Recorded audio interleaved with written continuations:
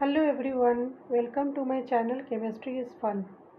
Today we will be dealing with a new topic, quantum mechanical concept of subatomic particles.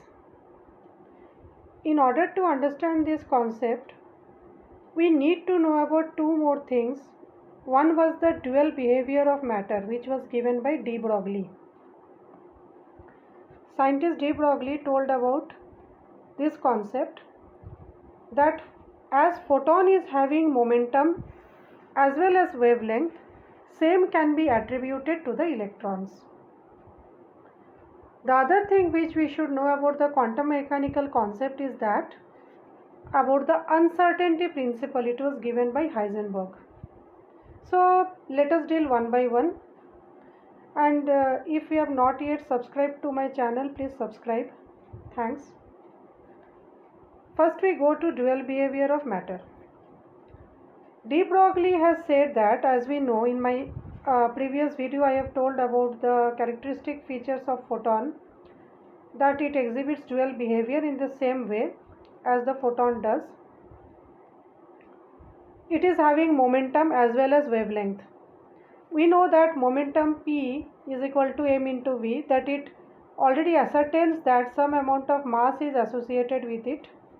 In the same way, electrons also should be having some momentum as well as wavelength.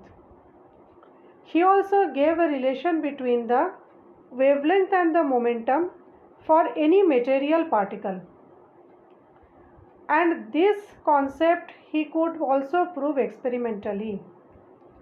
And he concluded that electron beam shows diffraction.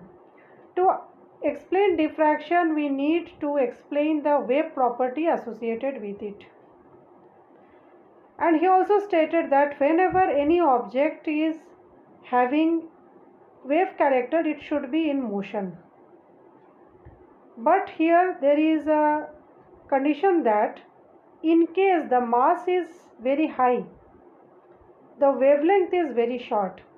So if the wavelength is very short, wave property we cannot detect. Wavelength is very short.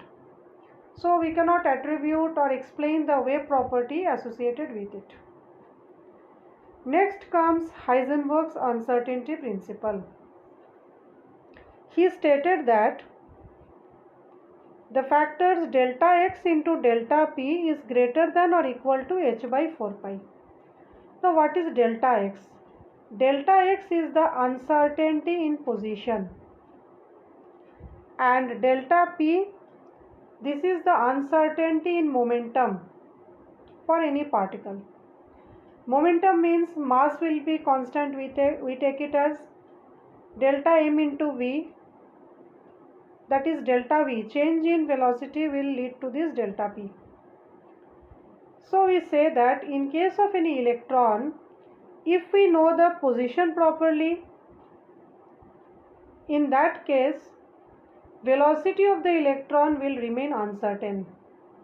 But if you know the velocity precisely, then we cannot certainly say the position of the electron. So this is the basic thing about Heisenberg's uncertainty principle. That is, simultaneously we cannot determine the exact position as well as momentum. If delta x is high, delta p will be less, and vice versa.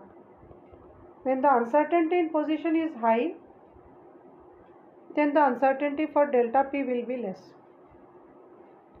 If position of electron is accurately known, velocity will not be certain. There will be some uncertainty related to it. Because of this uncertainty only, we cannot define a definite path of electrons, or in that case similar particles. That is why we have the orbital concept. That is the region around the nucleus where the probability of finding the electrons is maximum. That is called orbital, because we do not have a definite path. So this gave rise to the orbital concept also.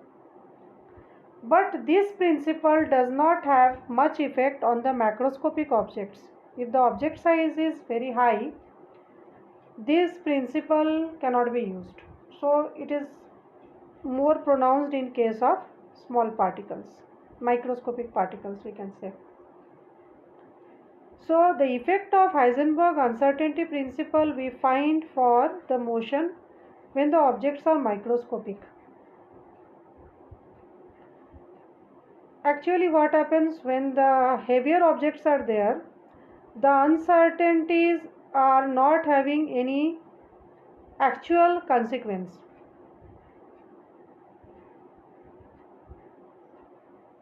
So we can say that the precise position and momentum for an electron should be given by probability, by some statements of probability. That is, when the electron at a given position and momentum, what will be the probability? And this is the case which we see in quantum mechanical model of atom. Thank you for watching my video. Please subscribe to my channel. I will be uploading the videos regularly. Thanks.